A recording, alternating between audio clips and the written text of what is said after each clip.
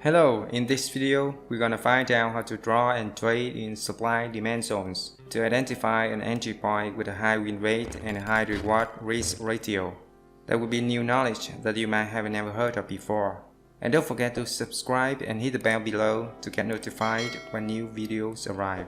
Since everything I share with you guys is based on my own lessons from past experiences, there will be some points that are similar to common knowledge as long as they are logical. And there are also some points that no one has ever told you before. If you have any questions, let me know in the comment below and I will make a video to answer it. Now let's take a look at the definitions of supply and demand. The term supply refers to selling. So supply zones are the price areas in the past where the sellers are stronger than the buyers. It could be the tops or the previous bottoms that the price has broken. Demand refers to buying or purchasing. So demand zones are the zones in which the buyers are stronger than the sellers. It could be the bottoms or the previous tops that the price has broken. At this point, we can give some examples on drawing the supply and demand zones. In the case of a downtrend, we can draw here.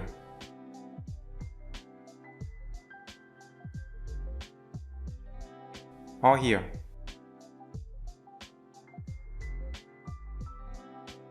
Because we can see that from these two zones, the price has dropped significantly.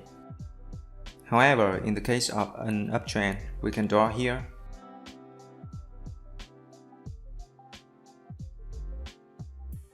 or here. And in the case of a breakout, we can draw in this area. So those are a few examples of drawing supply and demand zones. We also have many other names for supply and demand zones. We can call them support and resistance zones or simply resistance or key level. However, these definitions cannot remind me the essence of the market and the conflict between buying and selling. Moreover, there are some words which seem incomprehensible at first, such as resistance or support. The market's essence is the word between buying and selling. We can just simply call them sell zone and buy zone so that we can visualize them more easily. However, the sell and buy zones are the potential zones in which we place the orders and trade. Therefore, I will take the bull as symbol of the buyer and the bear as a symbol of the seller to visualize this constant competition. So the demand zone is called bull zone and the supply zone is called bear zone. And don't be mistaken between the buy and sell zones, which are the two zones we're going to trade in. Generally, the way we call them does not matter, as long as we can understand the core. I will simply call these zones the levels. Next, this is a common mistake when we first learn how to identify the levels. Most resources told you to draw horizontal lines going through various tops and bottoms. For example, we can draw here, here, or here, because they all go through many tops and many bottoms. But in fact, it's really hard to draw this kind of lines because there's no determined rules. Sometimes we can't figure out which tops or bottoms to draw because they both go through many tops or bottoms. So we don't know whether we have it drawn correctly or not. For instance, here it may go through these two bottoms. And when we move it to here, it will go through to other bottoms. And up here is the same. And if we draw all the lines that go through many tops and bottoms, the result will look like this.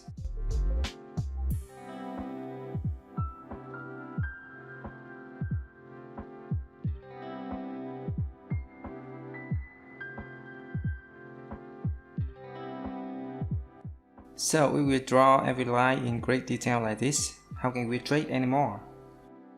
There's a funny saying that if we draw a random horizontal line, it can be a resistance or a support line because it crosses over many tops and bottoms in the past. Do you believe that? Now I will draw a random horizontal line and let's see. I will look at the chart and just draw lines randomly. So these three lines that I placed look like they all can be resistance and support lines. We can see that these lines are reacted with the price of this line. It reacts to the tops and bottoms, and this line is the same. So if we draw many lines this way, it will be a big mistake and it is extremely hard to trade. So how can we draw these lines correctly? Firstly, we only need to focus on the levels that are closest to the current price. Our goal is to find a good entry point to trade, not drawing. The price hasn't even reacted in the closest zones, so why we should care about the farther ones? For example, now we can draw here, or here,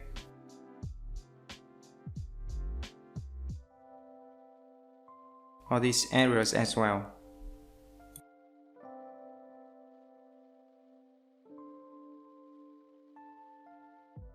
We can adjust the color to make it easier to visualize. With the bad zones, we can change the color to red and change the bull zones to green.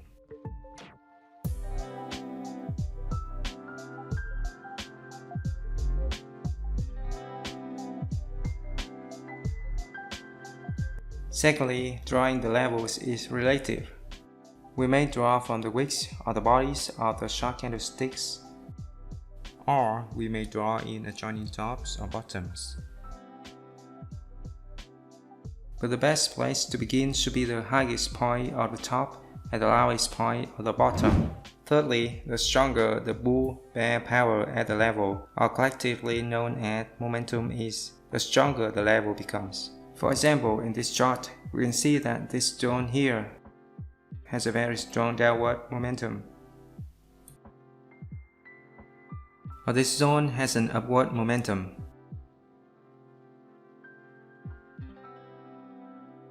And this zone as well.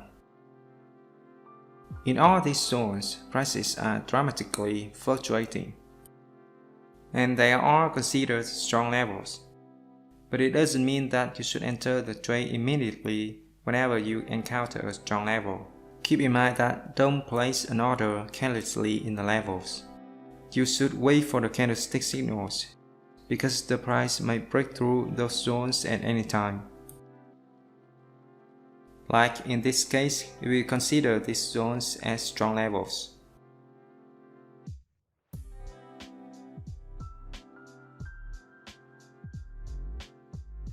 For example, this zone, or this zone, or this zone. And then we place a buy limit order or enter immediately when the price reaches these zones, without waiting for a price action signal. We are very likely to encounter a stop loss like this in this level, although it is very strong, and so is the downward momentum. If we had been just a little bit more patient and waited for a clear signal to place the order, we would have successfully avoided a stop loss. And now we're going to review a case from last week applying demand-supply zones. This is Canadian dollar Japanese yen on 1 hour chart. We're going to draw the potential levels.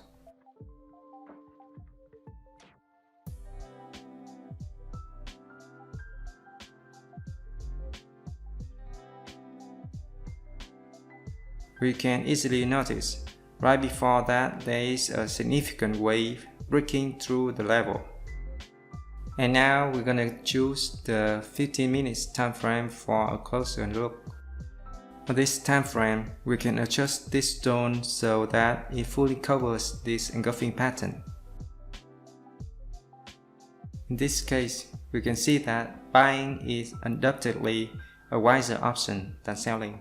Because firstly, on the 1 hour time frame, the price has just exceeded the previous top. Secondly, on 15-minute time frame, there is also a breakout.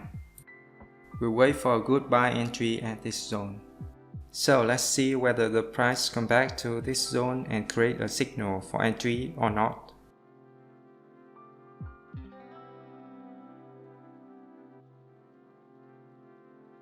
Just like we expected, the price has declined to our buy zone. However, the signal is not obvious enough, so we will now adjust the time frame to 5 minutes for a more detailed observation.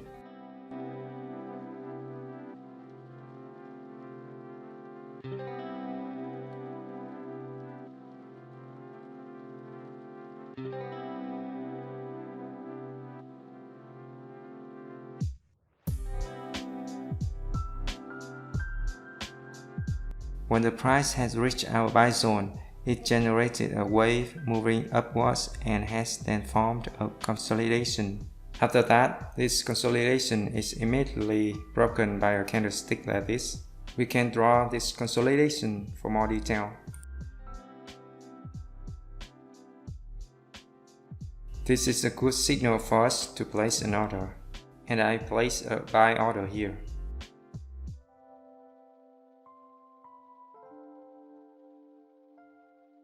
Place a take profit order at this top. We're gonna continue to wait and observe the movements of the price.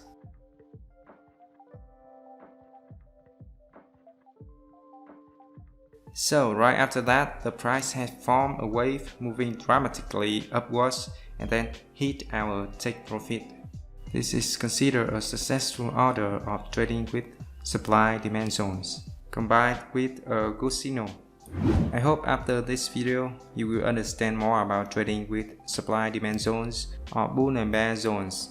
If you find this video helpful, hit the thumbs up button and don't forget to comment below what you want me to talk about next. Goodbye and hope to see you guys in the next videos.